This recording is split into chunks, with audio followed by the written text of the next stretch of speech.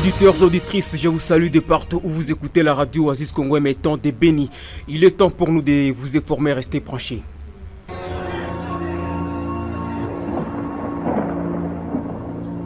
Oasis, la météo. La prévision météorologique de ce dimanche 6 octobre se présente de la manière suivante en ville de Béni. La température maximale sera ressentie à 25 degrés Celsius et la minimale à 18 degrés Celsius. L'humidité relative de l'air sera évaluée à 94%. Le vent courra à 9 km par heure en direction sud-sud-est la journée. Ce jour, il fera partiellement chaud en ville de Béni. Lever du soleil 5h47 et se coucher à 17h53. La météo prévoit le risque d'observer à une pluie la journée de ce dimanche en ville de Béni. Prenez donc vos précautions.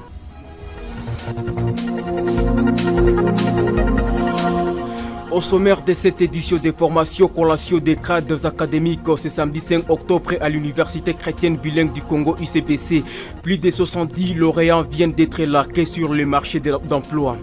À Kassindi, toute circulation après 22 heures vient d'être interdite dès ce samedi 5 octobre 2024. La mesure prise par la PNC a pour objectif de permettre aux services de sécurité de traquer aisément les criminels qui insécurisent les habitants. Nous en ferons le point tout à l'heure.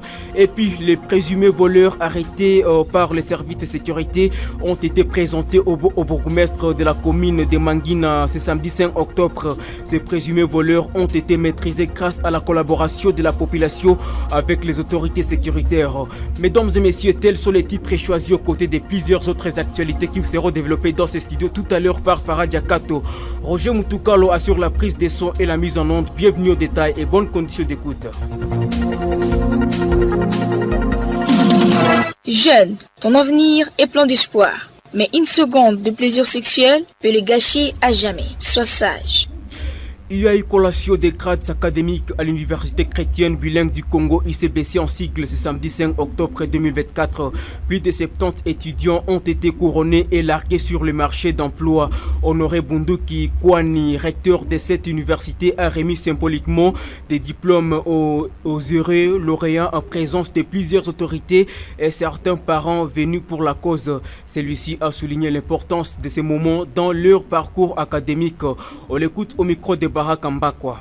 Nous, professeurs associés Honoré Bunduki Kwani, recteur de l'Université chrétienne bilingue du Congo, vu le procès verbal du jury chargé de procéder aux examens de la session de septembre, attendu que toutes les prescriptions de l'ordonnance loi K numéro 14/004 du 11 février 2014 de l'enseignement national à la République démocratique du Congo relative à la collation des grades académiques ont été respectées. Conférant aux candidats précités le grade de bachelier, ces candidats ont la jouissance de tous les droits attachés au grade académique obtenu conformément à l'ordonnance loi précitée, faite à Béni le 5 octobre 2024 pour l'Université chrétienne bilingue du Congo. Professeur associé Honoré Bunduki Kwani, recteur.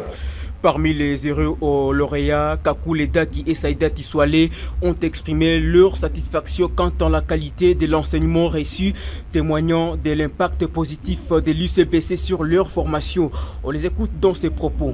Je suis Kakule Daki Damani, je suis de la faculté de théologie pastorale. Nous sommes en train de glorifier le Seigneur pour nous avoir donné des enseignants qui sont vraiment courageux, passés avec nous, ils nous tolèrent et ils sont vraiment découragés. Je suis en train de vous rappeler qu'ils puissent venir étudier à l'ICBC pour qu'un jour, ils soient aussi des hommes et des femmes dans leur vie. Parce que la qualité, c'est ce que nous sommes ici. Benga Nyumabito Mirabel de la faculté des sciences juridiques. Vraiment, je suis très contente que Dieu puisse me faire cette grâce-là d'être graduée aujourd'hui en sciences juridiques. Oui, vraiment, l'Université chrétienne bilingue du Congo, c'est une université. Je suis fière d'être formée ici. J'invite les jeunes diplômés qu'ils viennent aussi s'inscrire ici.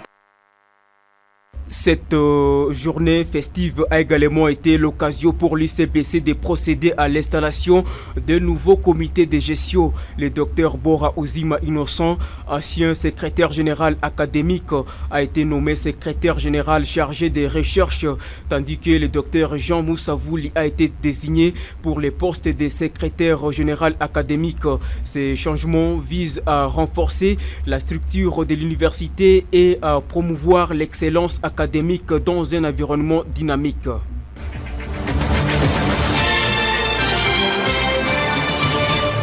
Je le disais en titre, un réseau de voleurs a été démantelé au courant de cette semaine en commune de Mangina, présenté au bourgmestre de la commune vendredi 4 octobre dernier. Ces jeunes reconnus dans le vol de cacao ont été arrêtés par les services de sécurité en collaboration avec la population du quartier Masimbembe. Renchérit le bourgmestre de cette commune située au sud du territoire de Beni. D'autres détails avec Moana Molokambula, notre permanent à Mangina. Kampale Kikuku Nicolas a dit condamner ce phénomène de vol de cacao. Le numéro 1 de Mankina appelle la police à punir ces jeunes conformément à la loi avant d'appeler ses administrés à participer à la sécurité de la municipalité. Il y a aussi quelques cas de vol qui ont été touchés. C'est par exemple à Masimbembe où un groupe de jeunes qui ont volé du cacao. C'est le phénomène qui s'est fait à Ouicha, on les appelle les Tendera. Tandis que vers les réseaux là, au Disangabalende, c'est comme si ce phénomène se retrouve aussi vers ces côtés ici. Nous allons, nous tous, participer à la sécurisation de la zone. Les participants à la parade du vendredi ont aussi noté quelques problèmes environnementaux dans la commune. À cet effet, le bourgmestre appelle la population à la participation active aux travaux communautaires et développementaux afin d'entretenir les endroits délabrés. Nous avons vu qu'il y a certains problèmes environnementaux. Il y a des endroits qui ont été ciblés, par exemple là où il y a des sources d'eau potable, ça demande à ce qu'il y ait de travaux communautaires, mais aussi des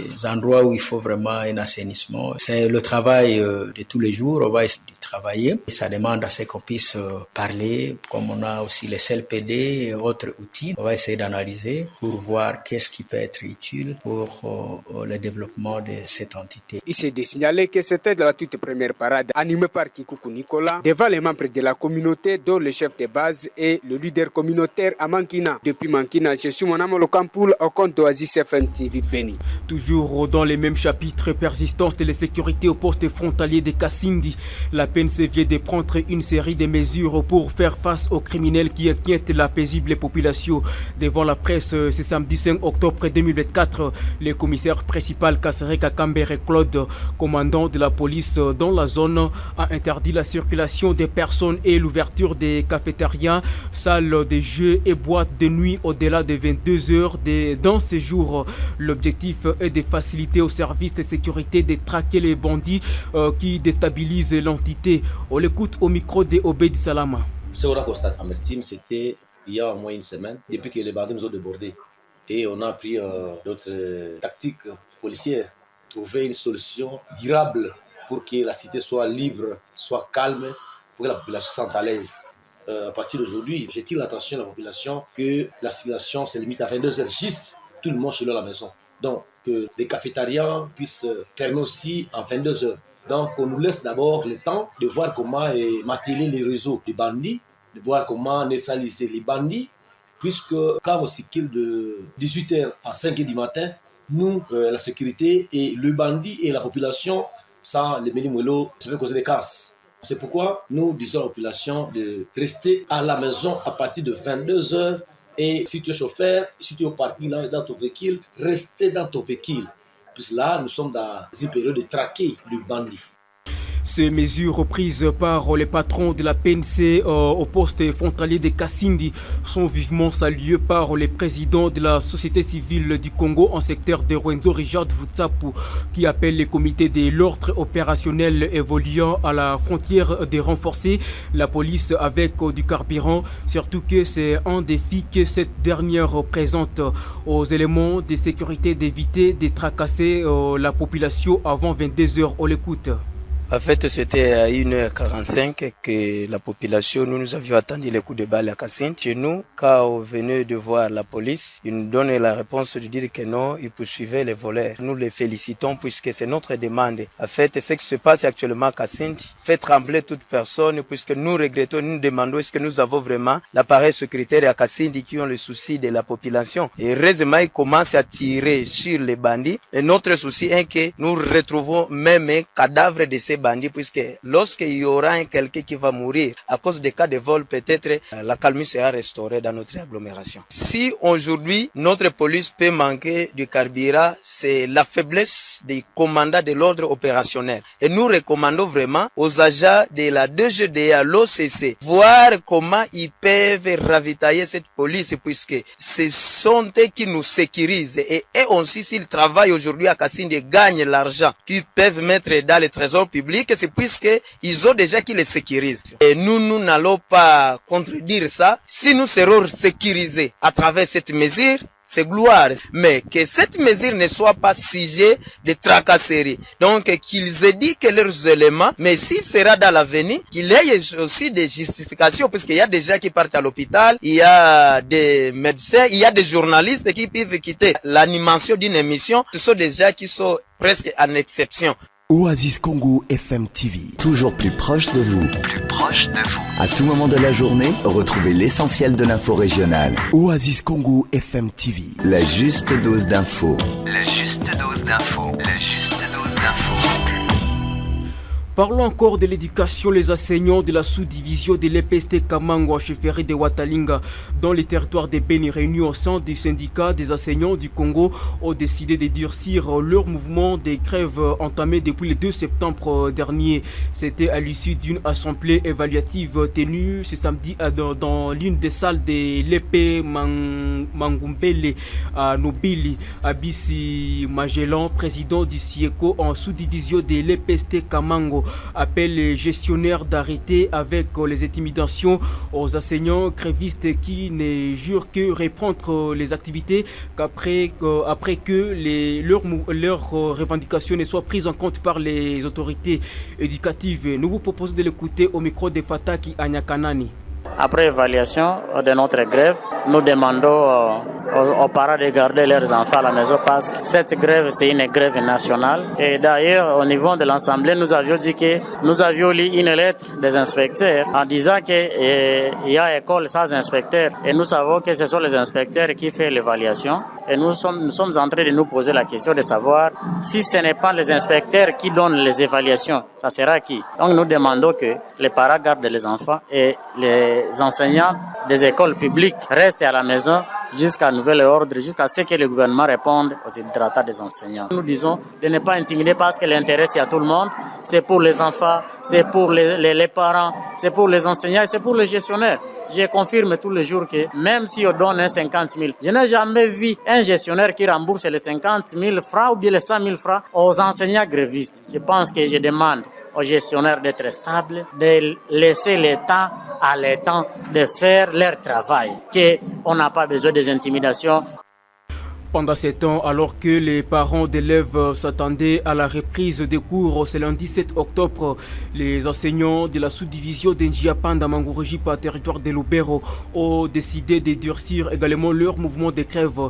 Ils ont pris cette décision à l'issue de la 5e Assemblée générale extraordinaire d'évaluation de leur mouvement de grève décrété depuis le 2 septembre 2024. Pour ces professionnels de la CRE, aucune de leurs revendications n'est jusque-là répondue par le gouvernement. Suivez leur déclaration lue par Kambale Mayani Nasson, secrétaire permanent du SIECO en sous-division Njiapanda.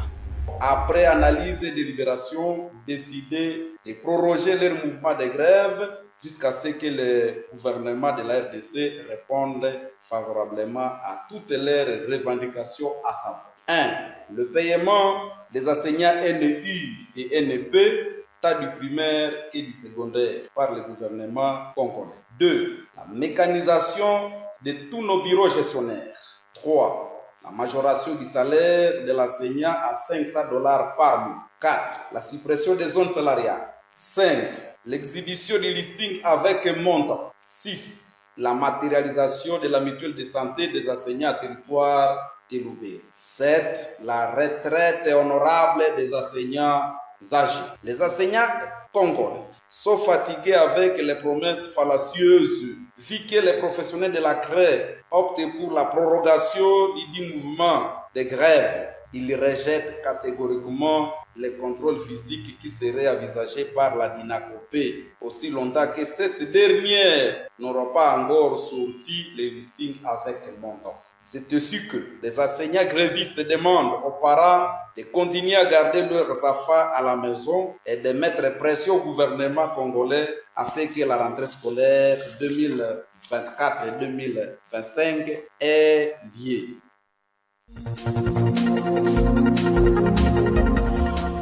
Mesdames et messieurs, vous l'avez certainement compris que c'est ici que s'achève cette édition des formations mise en onde par Roger Moutoukalo.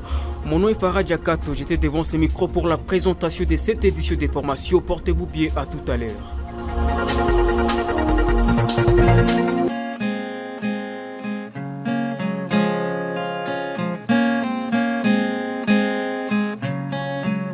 Au royaume de là-bas, les confessions religieuses les plus suivies et les plus écoutées sont celles qui ont des prophètes comme dirigeants. Et lorsqu'il s'agit d'une prophétesse, c'est le plus spécial que ce que l'on pense, car la femme ajoute à sa prophétie la beauté naturelle pour convaincre le public. En 2018, la prophétie de la grande sœur était tombée juste car son propre frère était admis aisément à la chambre haute du royaume. Dès lors, plusieurs citadins étaient convaincus, convertis, puis baptisés par la grande sœur prophétesse, en estimant qu'elle est la seule vraie prophétesse de la région. Elle avait prédit la réussite de son propre frère et ce dernier avait réussi. Très vite, le temple a eu de nouveaux fidèles à la recherche de la prophétie réaliste. Le frère, aussi devenu vénérable, n'était pas ingrat. Il était resté reconnaissant, attaché à la congrégation de la grande sœur prophétesse. Il acheta tout pour la congrégation, instruments de musique, chaises de qualité pour le temple, des ciboires et calices pour le tabernacle, des soutanes et chasubles pour la sacristie, et même des tôles pour élargir le temple qui devenait de plus en plus petit au vu du nombre croissant de fidèles. Bref, le frère vénérable est resté attaché à la congrégation de la grande sœur prophétesse durant toute la législature. À ce niveau, l'homme a été vraiment reconnaissant à la grande satisfaction de tous les fidèles soutenant la prophétie de la célèbre prophétesse. Et oui, tous les jours n'est pas dimanche. Cette année, la grande sœur prophétesse a prophétisé en affirmant que son frère propre sera pour la deuxième fois admis à la chambre haute à l'issue du concours d'admission. Toute la famille du vénérable savait que c'est automatique. Tous les fidèles savaient que c'est Dieu qui a parlé à travers sa servante. Toute la cité n'attendait que la réussite du propre frère de la prophétesse. Le jour J arriva. Le frère de la prophétesse n'était pas repris sur la liste des heureux lauréats. Dès lors, c'est le silence total et les fidèles et la prophétesse et le frère vénérable, personne ne s'est placé un mot. On se demande entre Dieu et la célèbre prophétesse qui a trompé.